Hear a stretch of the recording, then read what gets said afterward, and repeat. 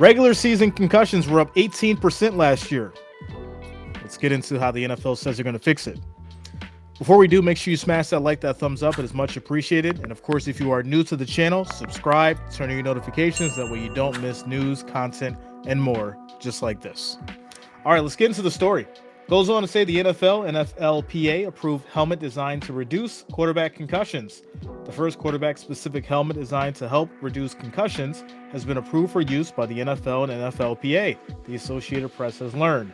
The helmet manufactured by VICIS reduces severity of helmet-to-ground impacts, which league data says account for approximately half of quarterback concussions, including the one suffered by Miami's Tua Tagovailoa last season when his head slammed violently against the turf during a Thursday night game against Cincinnati. We've now analyzed with our engineers and with the Players Association more than 1,000 concussions on field. We have a pretty good database of how these injuries occur, NFL executive Jeff Miller told the AP about the helmet-to-ground impacts. This helmet performs better in laboratory testing than any helmets we have ever seen for those sorts of impacts. Now, if you remember, and if you were watching those games, whether it was with me or watching TV, whatever, the amount of concussions that we've seen, not just from Tua, but from other players as well, I would say was quite alarming.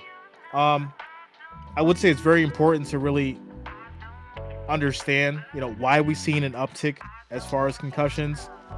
And I would say the protocol is probably the biggest part of that, right? If you basically create a protocol that says now every player after a big hit has to come off the field, go into the tent, and then basically they have to do a check on them, well, then obviously we're going to see an increase as far as concussions and how that goes.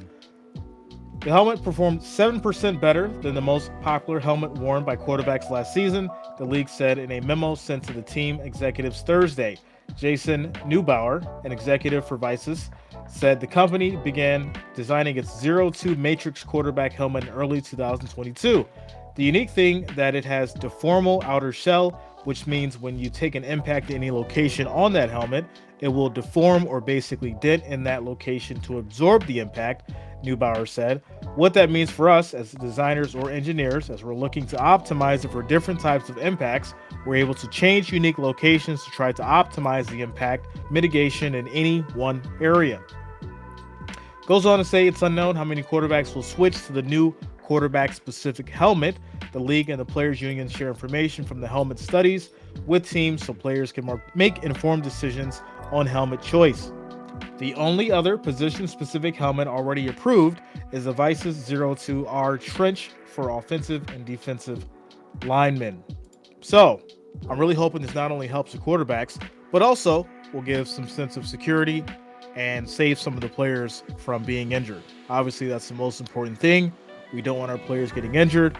We also want them to go out there, play properly, not have to worry about slamming their head in the ground. So hopefully a new helmet works.